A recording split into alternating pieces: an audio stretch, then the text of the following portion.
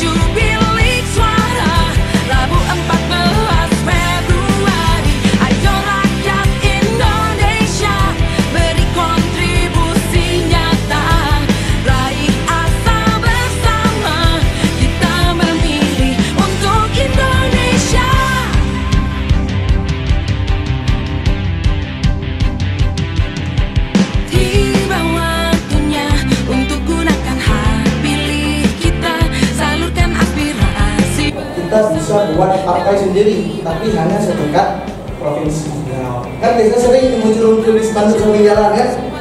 Bisa kita pilih menjadi pemimpin kita di tahun depan.